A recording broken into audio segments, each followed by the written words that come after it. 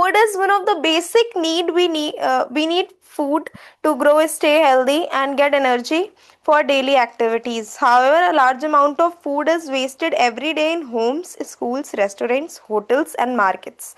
देखो, फूड हमारी बहुत ज्यादा बेसिक नीड है, मतलब बिना खाने के हम रह ही नहीं सकते हैं। आप कितने दिन बिना फूड के रह लोगे? एक दिन, 2 दिन, उसके बाद 3 दिन। स्टारवेशन की जब प्रॉब्लम होती है, तब भूखमरी की जब समस्या आ जाती है, यही तो होता है कि खाने की कमी हो जाती है due to wastage of food. खाने की कमी हो जाती है, वेस्टेज भी इसका एक बहुत बड़ा कारण है, स्टारवेशन का कारण फूड वेस्टेज भी है। अगर हमारा फूड प्रोडक्शन कम हो रहा है, अगर उस स्टारवेशन का एक फैक्टर, अगर food production less food production है, तो फूड वेस्टेज भी इसका ये फैक्टर है। स्टारवेशन के कई सारे फैक्टर्स हैं। भुखमरी क्यों आती है, क्यों ऐसी कंडीशन आती है, स्टारवेशन की कंडीशन क्यों इंडिया में फैल जाती है? उसके कई सारे फैक्टर्स हैं। फूड वेस्टेज भी उसका एक बहुत बड़ा फैक्टर है कि हम जो इतना खाना बर्बाद कर रहे हैं, उतना खाना नहीं बना रहे हैं जितना हमारी जरूरत है, उससे ज्यादा बना ले रहे हैं। Yes ma'am. ठीक है, तो food wastage is one of our basic need. We need food for grow, stay healthy, and get energy for daily activities. हमें बढ़ने के लिए, हमें हेल्दी रखने के लिए, हमें एनर्जी देने के लिए हमारी डे टू डे लाइफ में फूड बहुत ज़्यादा ज़रूरी है। उसके बावजूद बहुत ज़्यादा लार्ज अमाउंट में फूड वेस्ट किया जाता है। हमारे घरों में, रेस्टोरेंट्स में, मार्केट में, होटल्स में, हम बहुत स्कूल्स में, बहुत सारे स्कूलों में मिड डे मील्स मिलती है, और खाना बनता है, मिड डे मील्स मिलती है, खाना बच जाता है, उसको फेंक दिया जाता है, तो ये भी तो फूड वेस्टेज है ना। जो गवर्नमेंट स्कूल्स होते हैं वहां पे मिड डे मील्स मिलती हैं, मतलब बच्चों को लंच के रिसेस के टाइम पे खाना दिया जाता है। ये तो सेमी गवर्नमेंट स्कूल्स होते हैं, वहां पे भी मिड डे मील्स मिलती हैं। ठीक है, तो food wastage means throwing away food that could not be eaten और यूज्ड। फूड वेस्टेज का बेसिकली यही मतलब है कि जो खाना खाया नहीं गया है, या जो खाना बचा हुआ है, जो खाना यूज नहीं हुआ है, उस खाने को फेंक देना। पहली चीज तो खाना फेंकना ही नहीं चाहिए। Avoiding food wastage is important because millions of people around the world do not get enough food to eat. Saving food help people, animals and the environment. हम लोगों को फूड वेस्टेज क्यों नहीं करनी चाहिए? क्योंकि हम देख रहे हैं हमारे चारों तरफ ही बहुत सारे millions of people are not getting enough food to eat. रोज ही हम देख रहे हैं कि जो गरीब लोग हैं, बहुत सारे मिलियंस एंड ट्रिलियंस ऑफ लोग, millions of people are not getting enough food to eat. उनको दो टाइम का खाना नहीं मिलता है, उसके बावजूद लोग खाना फेंकते हैं। इसीलिए हमें फूड वेस्टेज अवॉइड करनी है।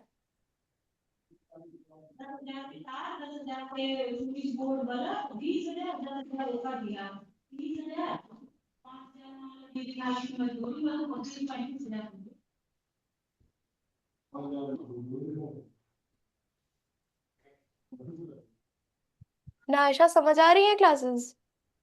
हम्म, कैसी लग रही है क्लास? अच्छी है मैम। मैम जो आप लिख रहे हो वो हमें लिखना है। हाँ, आप लोग लिख लेंगे तो वो आपके लिए बेनिफिशियल रहेगा। जो आपको इम्पोर्टेंट लगे आप वो लिखिए, जो इम्पोर्टेंट पॉइंट्स हो।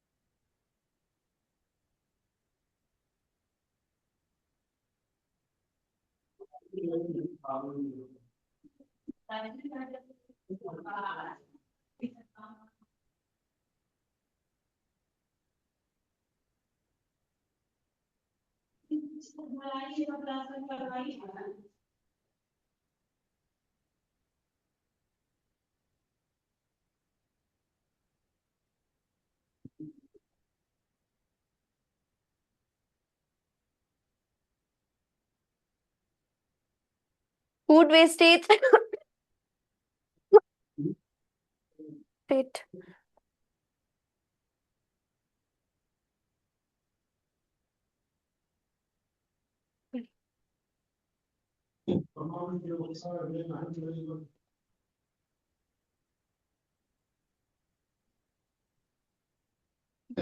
Food wastage is the loss और throwing away of food that is fit for consumption. Food wastage का ये मतलब है कि हम लोग वो खाना फेंक रहे हैं या वो खाना लॉस कर रहे हैं जो कि हमारे कंजम्पशन कंजम्पशन के लिए सही है, जिसको हम अभी कंज्यूम कर सकते हैं। ठीक है। कंज्यूम क्या होता है? कंज्यूम मतलब वो फूड अभी हम खा सकते हैं। ठीक है, हमारे खाने के लिए वो अच्छा है अभी वो फूड। अब जो खाना खराब हो गया उसको तो हमें फेंकना ही पड़ेगा, लेकिन वो खाना फेंकना, उस खाने को लॉस करना जो हमारे खाने के लिए अभी ठीक है, हम उसको खाएंगे तो हम फिट रहेंगे, फिर भी हम वो खाना फेंक दे रहे हैं, तो उसको हम लोग फूड वेस्टेज कहते हैं। Examples: throwing away leftover food, taking more food in plate than needed। अब कैसे लोग वो खाना भी फेंक देते हैं जो उनके लिए अच्छा होता है। अब लेफ्ट ओवर जो खाना मान लो डिनर बना वो बच गया तो वो फेंक दिया गया। ठीक है। हमने अपनी प्लेट में ज्यादा खाना ले लिया, वो बच गया, वो हमने फेंक दिया। Letting fruits in vegetable rot, सब कटी हुई सब्जियां हमने फेंक दी। Wasting food during celebration and parties, अब कोई सेलिब्रेशन हुआ, पार्टी हुई और उस टाइम खाना फेंक दिया गया। Throwing away food because it is not look perfect, और इसलिए खाना फेंक दिया गया क्योंकि वो सही नहीं दिख रहा है। तो ये सारे एग्जाम्पल्स होते हैं कि कब कब फूड वेस्ट किया जाता है जबकि वो हमारे कंजम्पशन के लिए अच्छा होता है। ठीक है। Why should be avoid food wastage, क्यों हमें फूड वेस्टेज को अवॉइड करना चाहिए।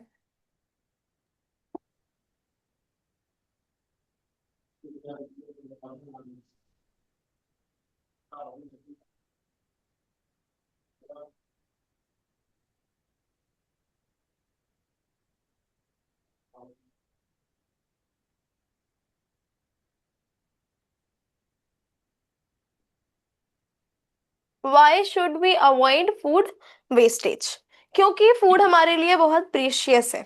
Food is precious. Farmers work very hard to grow crops. They spend time, energy, money, water. When food is wasted, all these efforts are wasted too.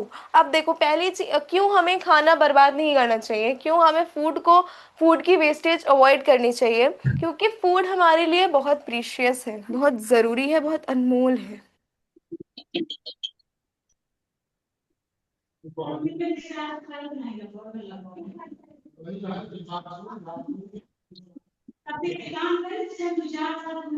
खाना जो farmers होते हैं वो कैसे क्रॉप ग्रो करते हैं, वो अपना टाइम लगा रहे हैं, वो अपनी एनर्जी लगा रहे हैं, वो वाटर लगा रहे हैं, वो अपना मनी लगा रहे हैं।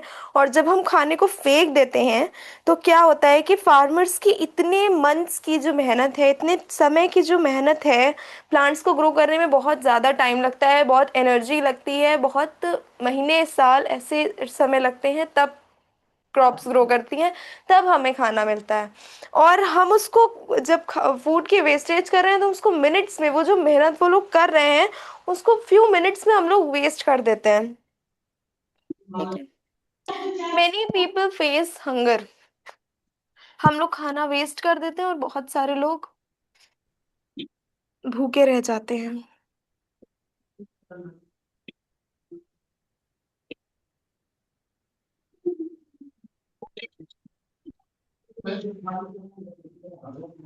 Millions of people around the world suffer from hanger and मल न्यूट्रिशन, बहुत सारे लोग हैं हमारे आसपास जो कि हमें जितना खाना मिलना चाहिए उतना खाना नहीं मिल रहा है। बहुत सारे लोग ऐसे हैं जिनको उतना खाना नहीं मिल रहा है जितना होने चाहिए, या फिर वो मल न्यूट्रिशन का शिकार बन जाते हैं। मल न्यूट्रिशन का क्या मतलब होता है? प्रॉपर अमाउंट में न्यूट्रिशन ना मिलना। जहाँ खाने की वेस्टेज हो रही है उनके पास तो इतना इतना है कि वो ले ले रहे हैं, लेकिन जिनको नहीं मिलता है, जो लोग एक पूरा खाना नहीं जिनको मिल पाता है, वो लोग मल न्यूट्रिशन का शिकार बन जाते हैं। मतलब उनकी बॉडी में कोई ना कोई न्यूट्रिशन की कमी रहती ही रहती है। क्या?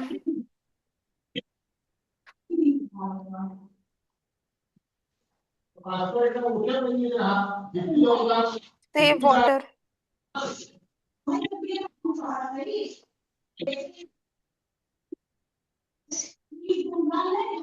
प्रोटेक्ट्स द एनवायरमेंट,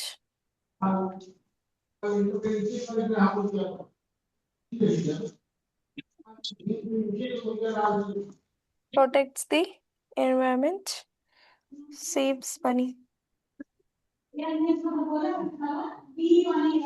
आयशा समझ में आ रहा है? Yes ma'am. रिचा समझ आ रहा है? Yes ma'am. कोई डाउट आप लोगों को? No ma'am. ठीक है, तो हमें खाना क्यों नहीं, हमें क्यों अवॉइड करना चाहिए फूड वेस्टेज? क्योंकि फूड बहुत प्रेशियस है, बहुत सारे लोग हंगर रोज फेस कर रहे हैं। हमें पानी बचाना चाहिए, हमें अपने इन्वायरमेंट को प्रोटेक्ट करना चाहिए, और हमें मनी सेव करना चाहिए। ठीक है। वो प्रीजियस मीन्स क्या होता है? प्रेशियस का मतलब बहुत जरूरी, बहुत अनमोल। ठीक है। Yes ma'am. Causes of food wastage, taking more food than needed. कैसे कैसे फूड वेस्टेज हो रहा है? ज्यादा खाना ले लेना जितना हमें जरूरत है, जरूरत से ज्यादा खाना ले लेना। इम्प्रॉपर स्टोरेज, किसी भी खाने को प्रॉपर स्टोर करके ना रखना, फिर वो खराब हो जाता है तो फूड वेस्टेज हो जाती है। कुकिंग टू मच फूड, बहुत ज्यादा खाना बना लेना। केयरलेसनेस, केयरलेस जो लोग होते हैं।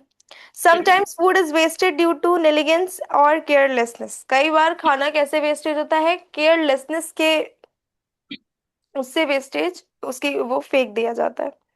लार्ज सेलिब्रेशन, बहुत ज्यादा बहुत बड़ी सेलिब्रेशन है, उसमें बहुत ज्यादा खाना बच गया और फिर हमने वो खाना फेंक दिया। ठीक है, समझ में आया? Yes ma'am. फूड वे क्यों हमें खाना नहीं फेंकना चाहिए, यहाँ तक ये टॉपिक समझ में आ गया? Yes ma'am. आयशा समझ आया? Yes ma'am. कोई डाउट इतने में? मैम। ओके, तो हमारा ये चैप्टर खत्म हो गया है, mindful eating a part two, healthy body. अब हमें शुरू करना है मटेरियल्स अराउंड अस।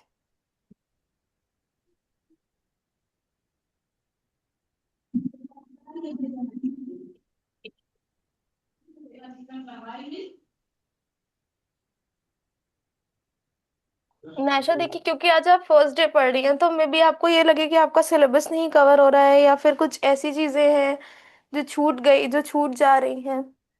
तो मैं आपको बता दूं कि जब आप एनरोल कर लेंगी और आप अपना सिलेबस भेज देंगी, तो उससे हम लोग, हमारा जो सिलेबस है हम उससे टैली कर लेंगे, और जो सारी चीज़ें उसमें नहीं होंगी वो सारी चीज़ें हम ऐड कर लेंगे। ठीक है। तो माइंडफुल ईटिंग तो हो गया है, चैप्टर खत्म हो गया है। आज से हम लोग को शुरू करना है मटेरियल्स अराउंड अस। मैम मेरे बुक में ये चैप्टर 6 है। हाँ, तो क्यों डिफर हो सकता है, क्योंकि हमने कंबाइन करके सारे बच्चों का बनाया है ना, तो मे बी वो डिफर हो सकता है। ओके, बाकी आपको क्लासेस कैसी लग रही हैं? मैम सही है।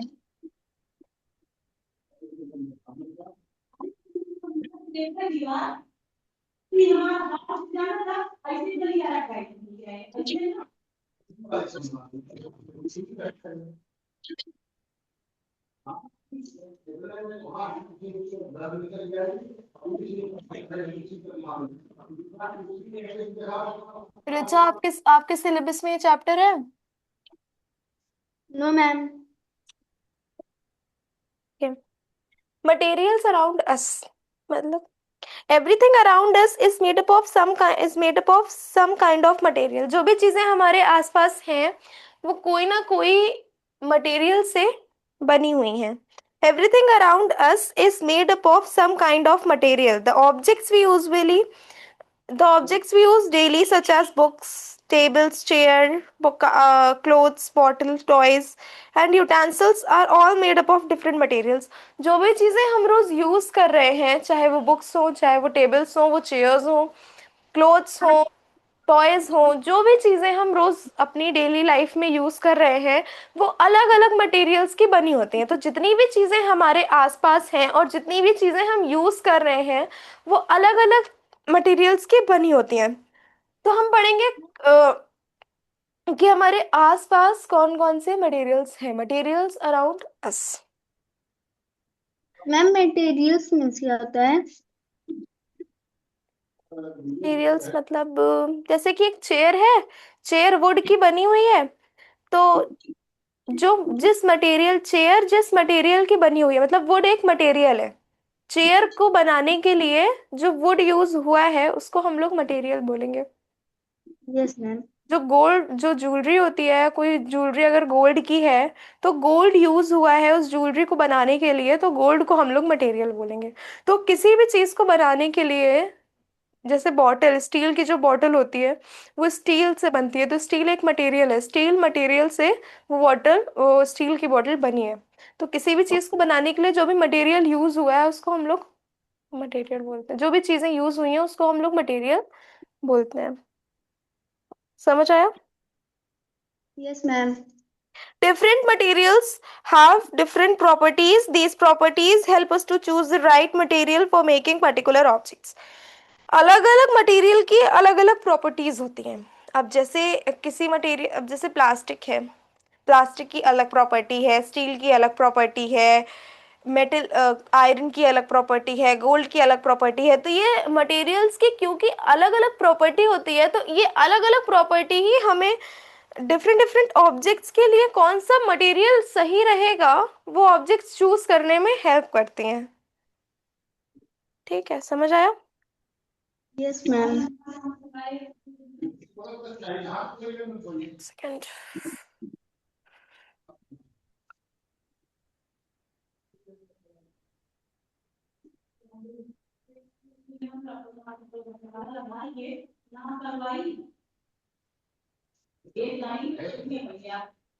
डिफरेंट टाइप्स ऑफ मटेरियल्स, सब मटेरियल्स भी डिफरेंट डिफरेंट टाइप्स के होते हैं। अभी आपने क्या बोला था? क्या बोला था? मैम इससे पहले कुछ आप बताई थी ना। क्या बताए थे? मैम याद नहीं आ रहा, वही मतलब समझ में नहीं आया था। कौन पूछ रहा है ये? मैम। ऋचा। Yes ma'am. हमारे आसपास जितनी भी चीजें हैं, मान लो चेयर है, टेबल है, सोफा है, बैग है, बॉटल है, ठीक है। जो भी चीजें हमारे आसपास है, जितनी भी चीजें हैं, वो अपने अलग अलग मटेरियल से बनी है, ठीक है। मान लो कोई बैग है, तो बैग किसका होता है? कपड़े का होता है। तो वो बैग का मटेरियल क्या है? क्लोथ है उसका मटेरियल, मान लो।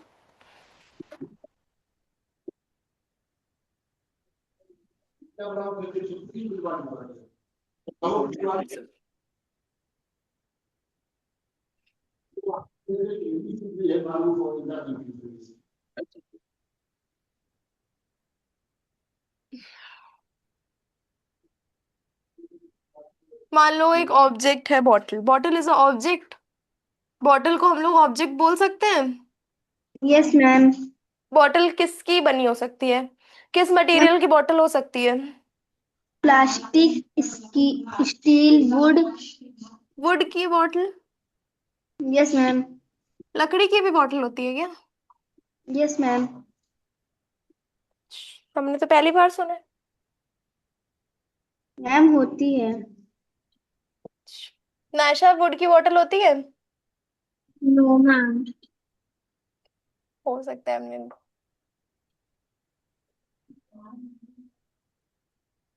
स्टील, ठीक है।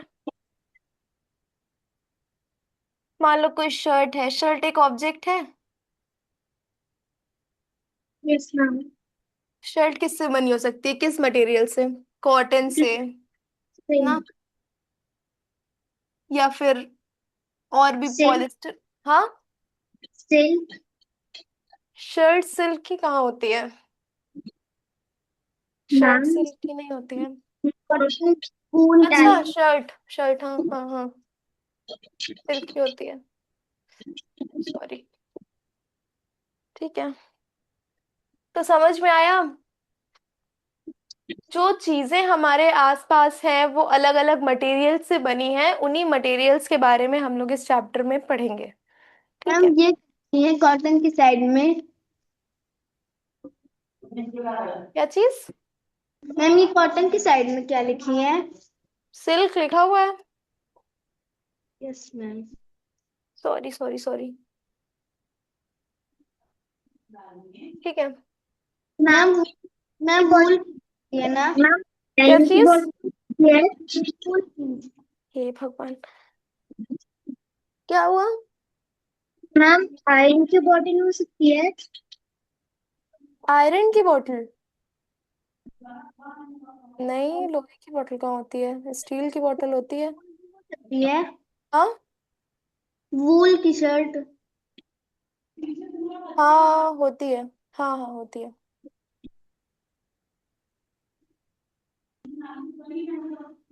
मैम बहुत वूल मीन। ऐसा बहुत रेयर केसेस में होता है कि सिल्क और वूल की शर्ट बनाई बनाई गई हो, ठीक है।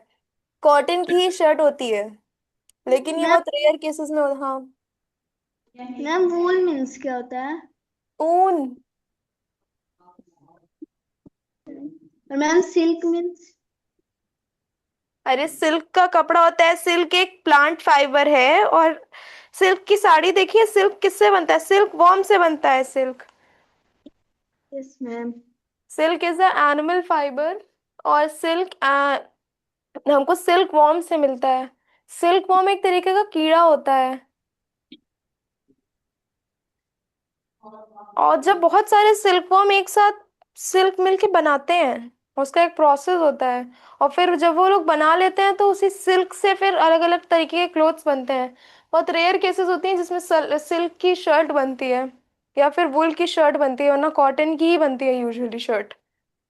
ठीक है। Yes ma'am. हम्म। नायशा समझ आ रहा है? Yes ma'am.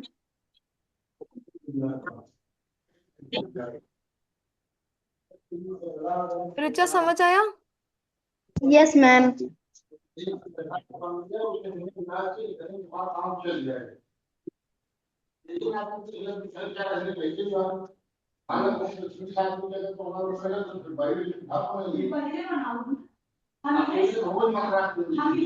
किसका माइक ऑन है? Please off your mic. Different types of materials. Materials भी अलग अलग टाइप्स के होते हैं। मटेरियल टू टाइप्स के होते हैं। एक नेचुरल मटेरियल होता है और एक मैन मेड मटेरियल होता है। Materials can be grouped into different categories based on their sources and properties. Materials भी अलग अलग कैटेगरीज में ग्रुप्ड होते हैं, उनकी प्रॉपर्टीज को देखते हुए और उनके सोर्सेज को देखते हुए।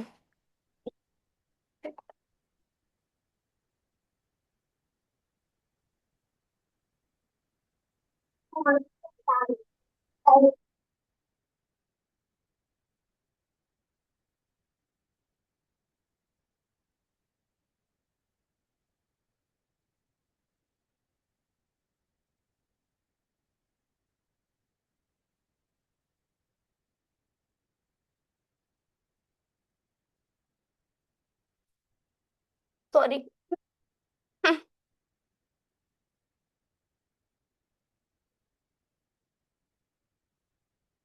ये कौन है? Arnav Kumar, please open your camera. Hello Arnav. Aarav, sorry, Aarav Kumar, please open your camera. Hello, am I audible? मेरी आवाज आ रही है? Naisha and Richa. Yes ma'am.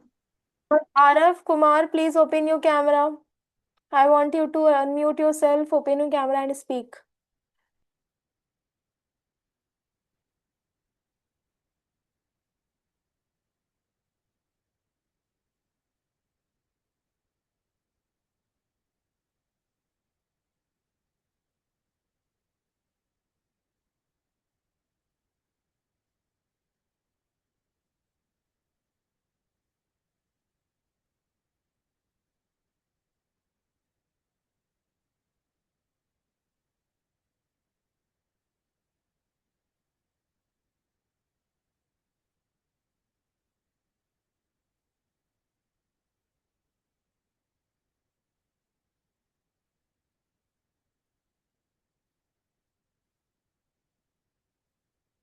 Materials can be grouped into different categories based on their source and properties. Materials को हम लोग अलग अलग ग्रुप में कैटेगराइज करते हैं, किस बेसिस पे?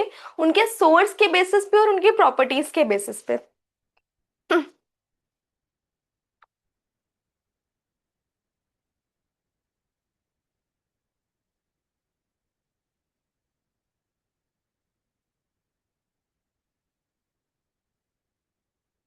दो मेन टाइप कौन कौन सी हैं?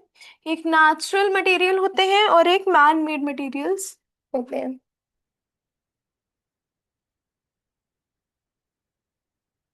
नेचुरल मटेरियल्स,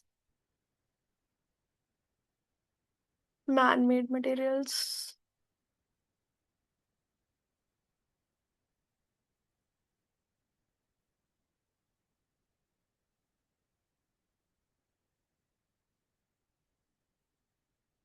ठीक है, समझ में आया इतना?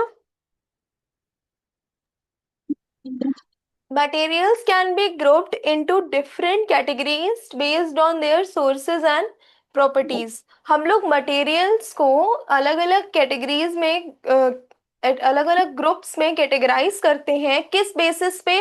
उनके सोर्सेस के बेसिस पे और उनके प्रॉपर्टीज के बेसिस पे। सोर्सेस का मतलब वो हमें मिल कहाँ से रहे हैं।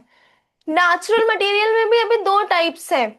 एक प्लांट, एक जो हमें प्लांट से मिलते हैं और एक जो हमें एनिमल से मिलते हैं, plant source and animal source. फिर उसके बाद natural materials, plant plant source, animal source and earth source. Earth से भी हमें मटेरियल्स मिलते हैं। Man made materials, synthetic materials होते हैं, पॉलिएस्टर, ये सब, ये सारी चीजें मैन मेड मटेरियल्स में आती हैं। ठीक है। मैम कैटेगरीज मीन्स क्या होता है? कैटेगरी मतलब उनको कितने टाइप में डिवाइड किया गया है।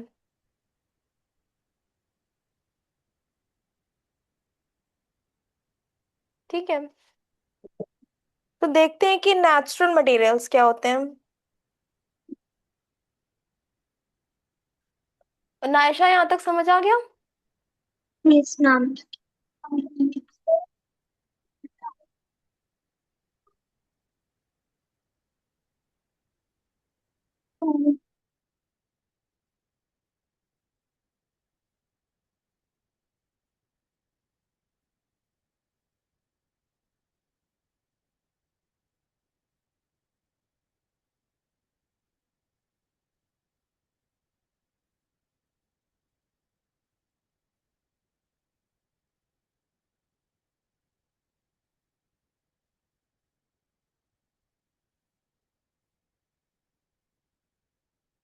Natural materials. Materials that are obtained directly from nature and are not made by humans are called natural materials। जो materials हमें directly nature से मिलते हैं और humans उन्हें नहीं बनाते हैं, उनको हम लोग natural materials कहते हैं। Materials that are obtained directly from nature and are not made by humans are called natural materials। जो materials हमें directly nature से मिल रहे हैं, मतलब या तो plant, या तो animal, या तो earth, ये सारी नेचुरल चीजें हैं। और हमें जो मटेरियल्स इन सारी चीजों से मिल रहे हैं डायरेक्टली, उनको हम लोग नेचुरल मटेरियल्स कहेंगे। सोर्सेज ऑफ नेचुरल मटेरियल, पहला है प्लांट सोर्स, दूसरा है एनिमल सोर्स, तीसरा है अर्थ source.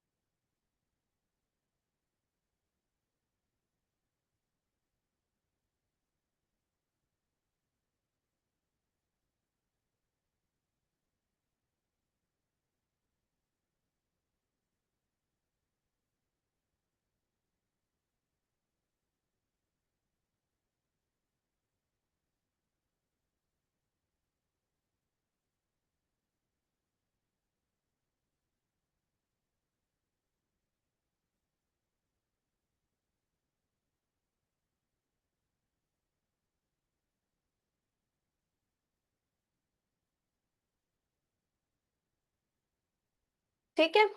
Materials that are obtain directly, जो सी डायरेक्ट हमें नेचर से मिल जा रहे हैं। अब जैसे सिल्क वॉर्म है, सिल्क वॉर्म क्या, सॉरी सिल्क है, सिल्क सिल्क हमें कैसे मिलता है? डायरेक्टली हमें एनिमल से मिल रहा है। वूल है, वूल हमें कैसे मिल रहा है? डायरेक्टली एनिमल से मिल रहा है। शीप के जब हम फर्स को काट फर जो होता है शीप के ऊपर, जब हम उसे कट कर देते हैं तो डायरेक्ट वो हमें एनिमल से मिल गया। ह्यूमंस को उसमें कुछ भी नहीं करना है। तो इसीलिए कहा जा रहा है directly from nature and are not made by humans.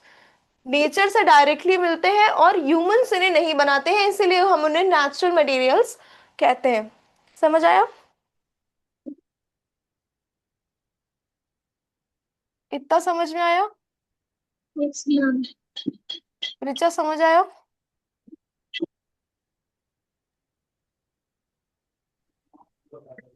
Naisha समझ आया?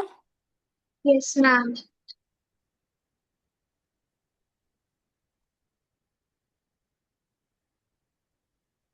Sources of natural materials. पहला है प्लांट सोर्स।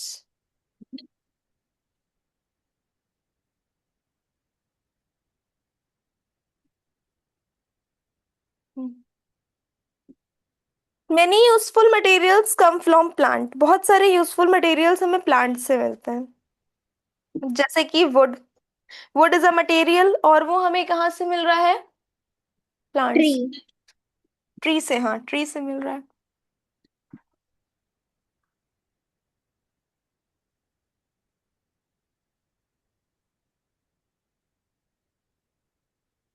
मैम जो प्लांट्स उसके डैश लगा के लिखना है वेरी यूजफुल। क्या चीज? जो प्लांट सोर्स है उसके साथ में डैश लगा के वेरी यूजफुल लिखना है। हाँ, डैश मैंने लगाया तो है।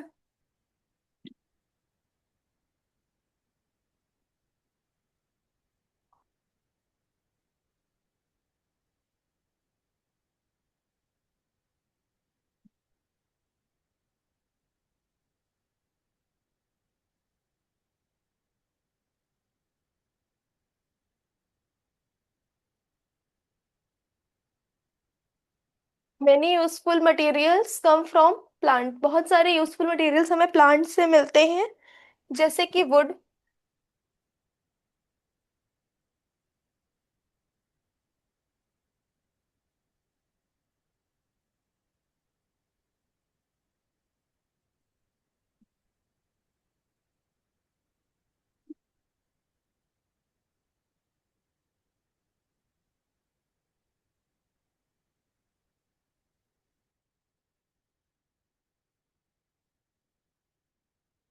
ठीक है।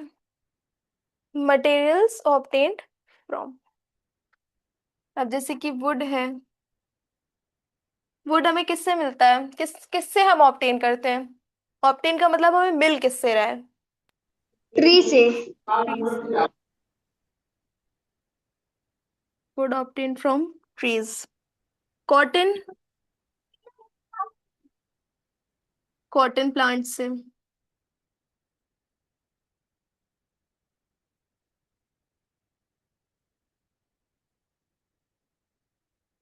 जूट,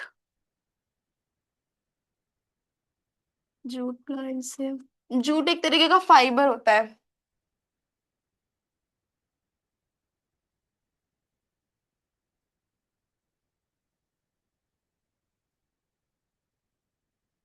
रबड़,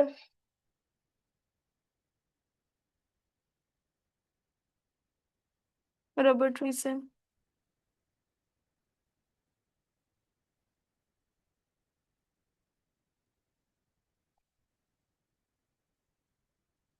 समझ में आया? अब इनके यूजेस क्या क्या है?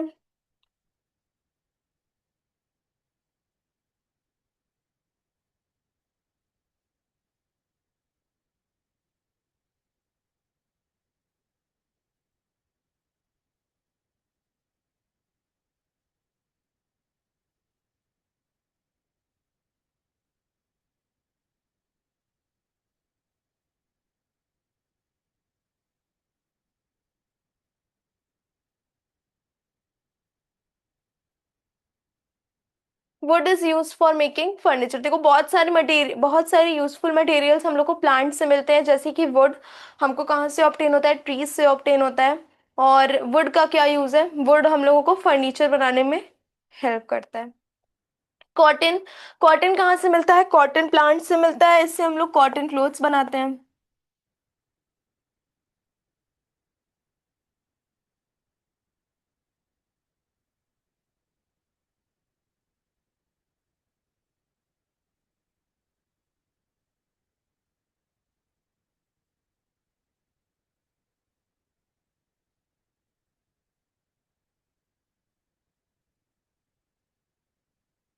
Jute is use for making bags and ropes. Jute, jute जानते हैं आप लोग, जूट देखा है कभी? Yes ma'am. तो जूट, जूट बैग्स होते हैं, जूट की रोप्स होती हैं। तो जूट हमें कहाँ से ऑब्टेन होता है, जूट प्लांट से ऑब्टेन होता है। और ये किस काम आता है, रोप्स बनाने में काम आता है और बैग्स बनाने में काम आता है।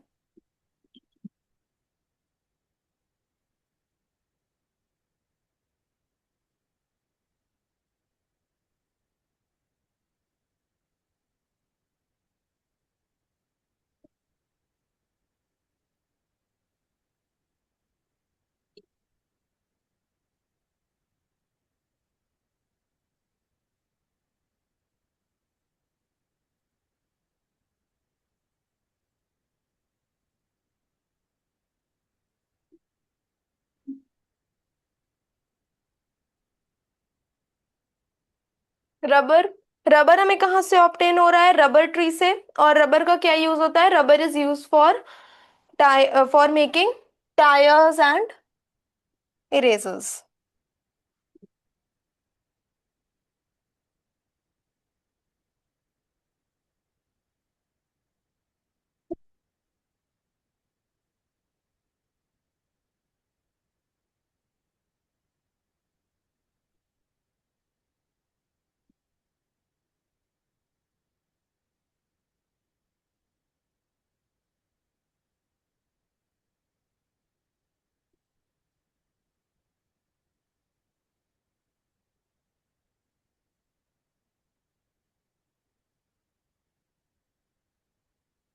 ठीक है, यहाँ तक समझ आया,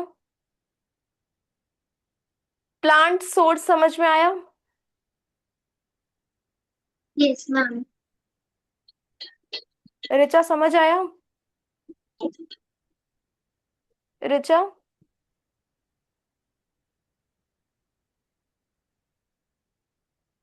hello, yes ma'am. Plant source समझ में आया? Yes ma'am. कोई डाउट? No ma'am. नायशा आपको कोई डाउट इसमें? No ma'am. Okay, let's move on to the animal source. अगर आप लोगों को कोई डाउट हो तो आप लोग पूछ सकते हैं, कुछ प्रॉब्लम नहीं है, don't hesitate.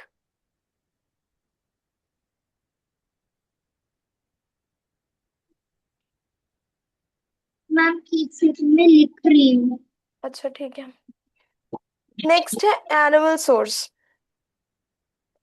Some materials come from animals. अब कुछ मटेरियल्स हमें एनिमल से भी मिलते हैं, जैसे कि वुल, सिल्क, लेदर। लेदर चमड़ा होता है जो कि हमें कुछ एनिमल्स के स्किन से मिलता है, जैसे कि कैमल।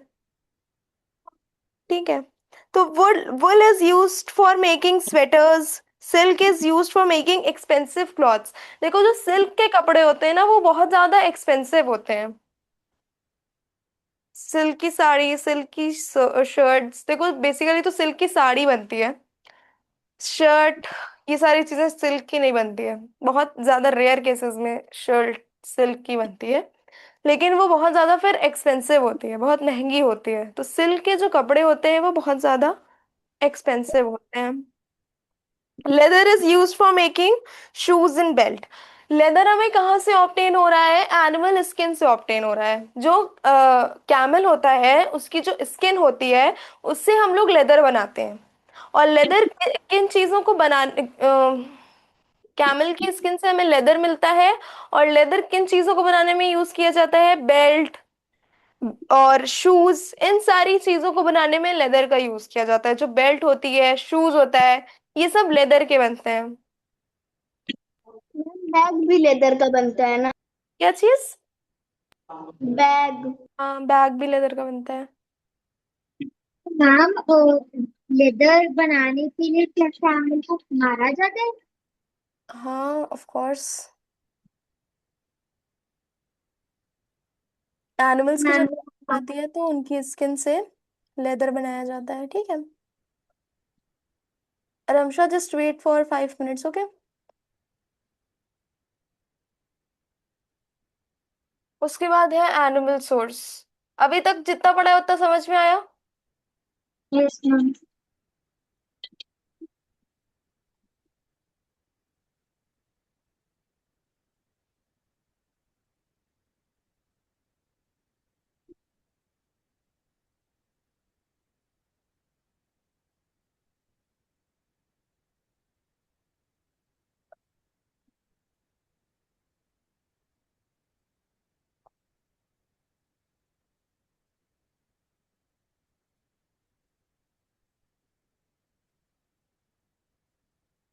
Animal source.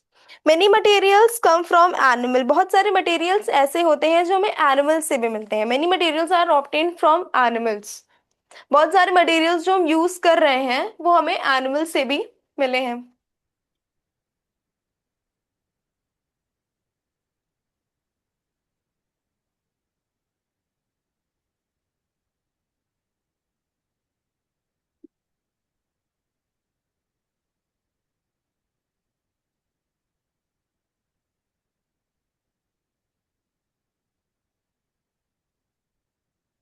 जैसे कि वुल हमें शीप से मिलता है, सिल्क हमें सिल्क वॉर्म से मिलता है, लेदर हमें एनिमल स्किन से मिलता है, वुल हम स्वेटर्स बनाने के लिए यूज करते हैं, शॉल बनाने के लिए यूज करते हैं, सिल्क सिल्क से बहुत एक्सपेंसिव क्लोथ्स बनते हैं, सिल्क के जो कपड़े होते हैं बहुत एक्सपेंसिव होते हैं, सिल्क साड़ी बनाने में काम आता है।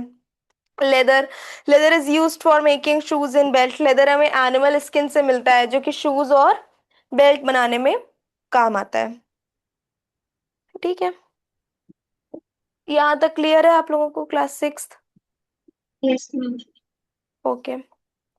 तो आज की क्लास में कोई डाउट? मैम। नायशा, आपको क्लास कैसी लगी? मैम। ठीक है। अगर आपको आज की क्लास में कोई भी डाउट हो तो आप पूछ सकती हैं। मैम। ठीक है, बाकी आप पढ़ लीजिएगा जितना मैंने पढ़ाया है, आप दोनों लोग, और कोई भी डाउट होगा तो वो आप कल पूछ लीजिएगा, ठीक। This is all for today class 6। Thank you. Good evening ma'am. Good evening.